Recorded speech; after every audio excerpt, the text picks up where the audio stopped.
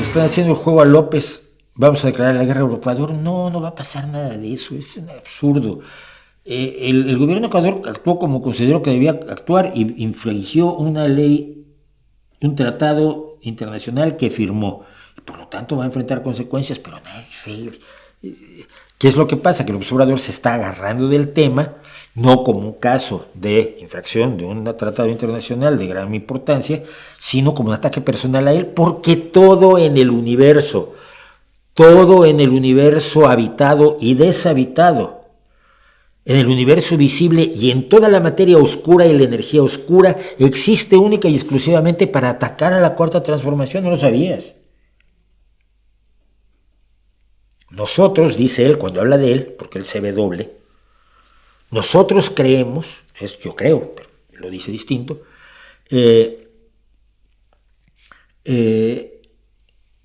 no son más que centrar todo lo que ocurre alrededor de él. Él es el centro del universo. Y la gente a su alrededor le dice que sí, muchos por conveniencia propia, como los que le dicen que sí a Trump. A un tirano tonto, narcisista, es muy fácil manipularlo. Y yo le decía la semana pasada, lo hace la gente, ¿no? Cada quien tiene su proyectito y convence al observador que se lo autorice y no hay una organización de gobierno. Pero mira,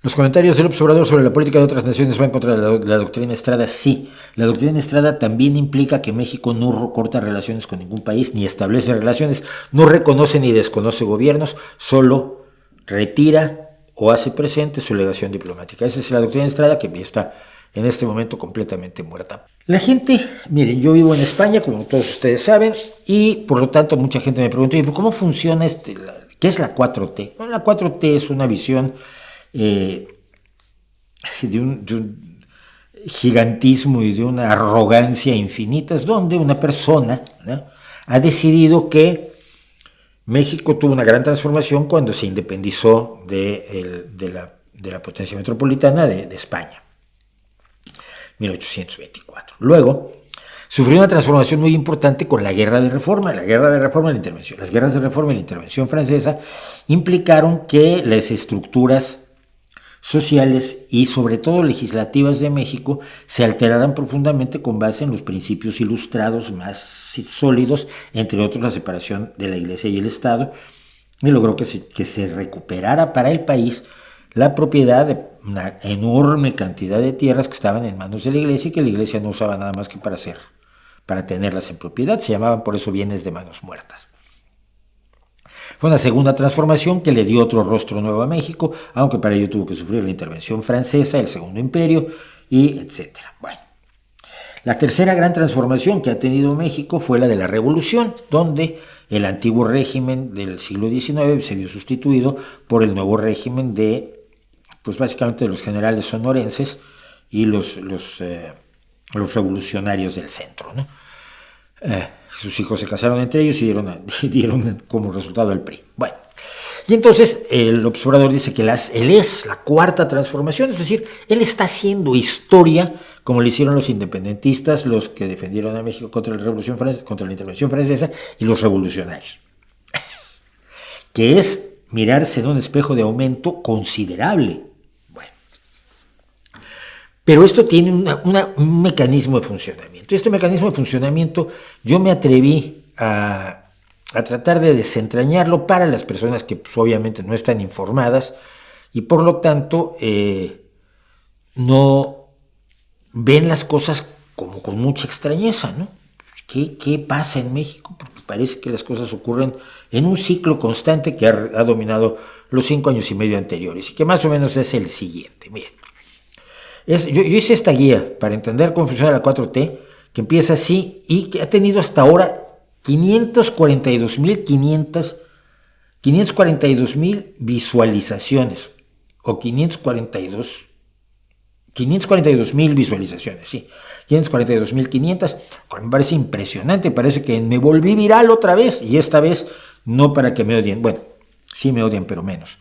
Es que otras veces yo he salido en los periódicos por meterme con gente que no... Bueno, pero decía yo en este tuit cómo funciona el gobierno mexicano actual. hilo guía de comprensión para extranjeros azorados y mexicanos incrédulos. Y la historia pues está más o menos así. Todo comienza un día en que el presidente de México tiene una ocurrencia. Una ocurrencia inane, estúpida, contraria a toda razón, de espaldas a los hechos. Se le ocurre algo.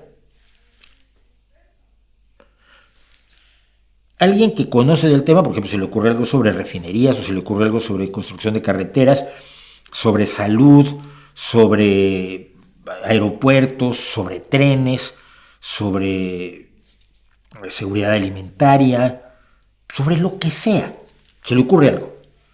Entonces alguien que sabe del tema o alguien que conoce a quien sabe del tema, porque los periodistas hacemos mucho eso, ¿no? La gente se enoja conmigo, ¿y tú crees que sabes todo? No, mira, es que yo solo soy periodista, yo voy y pregunto al que sabe y vengo y te digo, pero no es que yo sepa, es que el que sabe es él. Bueno, alguien que conoce el tema o entrevista a alguien que conoce el tema, un experto, científico, técnico, ingeniero o similar, intenta explicarle al presidente de México que esa ocurrencia es un fast track al desastre. Es un ejemplo de lo que intentamos hacernos una serie de comunicadores, investigadores y alumnos de ciencia cuando tratamos de impedir que nombrara a María Elena Álvarez Bulla como responsable de la ciencia en México, que ha dejado, pero para el arrastre absolutamente, como si lo hubiera traído un gato de la calle. Ya saben cómo traen los gatos a sus ratones y sus pajaritos de la calle, ¿no? Pues así, eso es lo que ha hecho María Elena Álvarez Bulla, el gatito, con la ciencia pajarito. Por supuesto, ante esta exposición de motivos de por qué esto es un desastre, por qué esto no se hace así, por qué está mal, nadie en el gobierno hace ningún caso, ni siquiera para refutar a los expertos. Los expertos son todos aspiracionistas, han sido educados en el extranjero, por lo tanto son proestadounidenses, seguro todos, y entonces aparece una tropa de señores que se llaman lo que usted mande, señor, y se ponen a convertir la ocurrencia en realidad, sobre la base de una de las frases que más ha caracterizado a Andrés Manuel López Obrador: ni que fuera tanta ciencia. Vamos a construir carreteras, ni que fuera tanta ciencia hacer carreteras. Vamos a hacer un aeropuerto, ni que fuera tanta ciencia hacer un aeropuerto. Oiga, y lo del petróleo, ni que fuera tanta ciencia sacar el petróleo. Pues haces un agujero, pones un popote y sale. Lo dijo, ¿eh? Después de esto, la ocurrencia ya hecha realidad, es decir, ya convertida en algo efectivo, palpable, se inaugura con pompa y boatos. Es una ceremonia enorme, las cámaras de toda la televisión van por allá, 25 periodistas de la jornada. Se acarrea primero a los pobres, porque este es el gobierno de primero a los pobres, entonces primero los pobres los traen en autobuses, les dan algo para comer, algo para beber y algo para aplaudir. O globos o pancartitas de ¿cómo lo queremos, señor presidente? Estamos con Andrés. Y los llevan ahí para que aplaudan.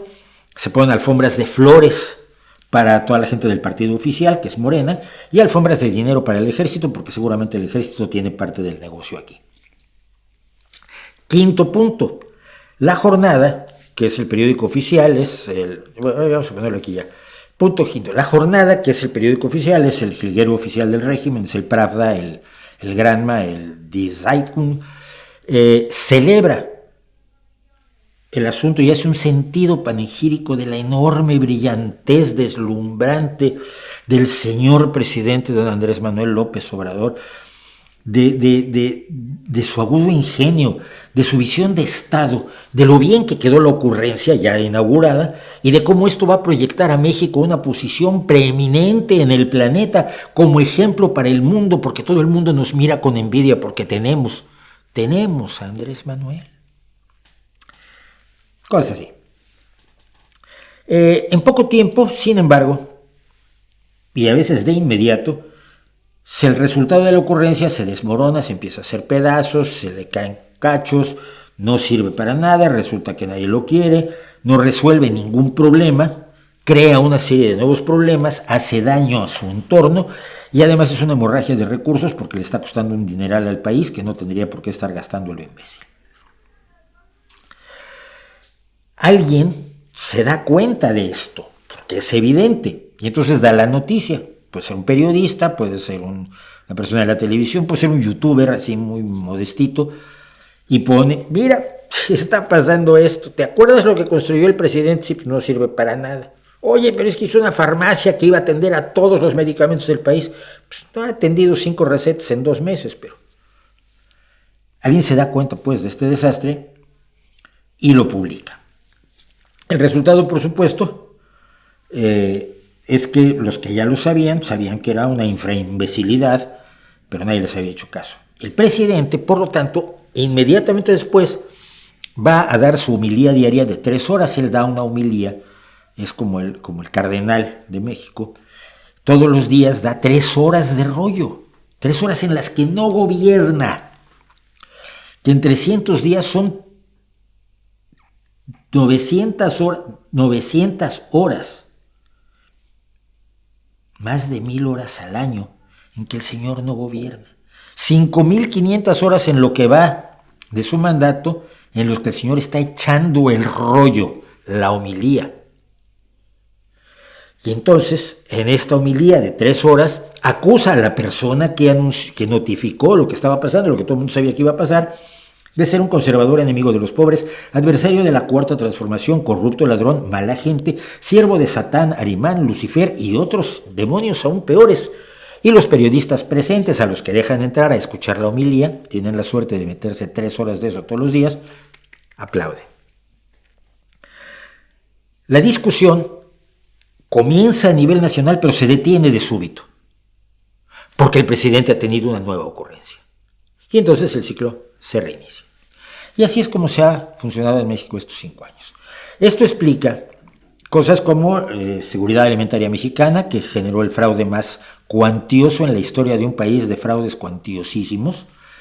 El INSABI, un programa destruyó un seguro popular de salud para establecer un instituto de salud para el bienestar que no sirvió absolutamente para nada y que dejó desprotegidos a millones de mexicanos que no tienen acceso a servicios de salud ni forma de pagarlo porque seguimos siendo pobres en nuestra mayoría. El Banco del Bienestar, que no sirve absolutamente para nada y que no sirve tampoco como banco. Los caminos artesanales que se empezaron a destruir a los pocos días de ponerse en funcionamiento. El Tren Maya, que se descarriló a los 4 días. Las refinerías que no refinan nada. El aeropuerto al que no quieren ir las líneas aéreas que saben que tienen una situación de inseguridad al utilizar el aeropuerto que se le ocurrió a él en terrenos del ejército, la corrupción de las tarjetas del bienestar, esas tarjetas que les da a la gente tarjetas para que cobren su dinerito todos los meses, para que digan muchas gracias señor presidente. Luego alguien se queda con las tarjetas 3 meses, cobra todo ese dinero, se lo guarda y vuelve a pedir reposición de las tarjetas y ya se las da a la gente. Y los 3 meses que la gente no cobró sus pensiones, pues enriquecieron a alguien del partido oficial. Las universidades Benito Juárez, que resultaron no ser universidades, pero él había prometido que nadie sería rechazado de la universidad, y entonces para eso inventó unas universidades que no sirven para nada, con carreras que tampoco sirven para nada y donde la gente no va. El CONACYT, que como he dicho es la destrucción de la ciencia en México, y una multitud más, muchísimos más, la leche bienestar, el gas bienestar, para reducir el precio del gas, duró 3 semanas o algo así.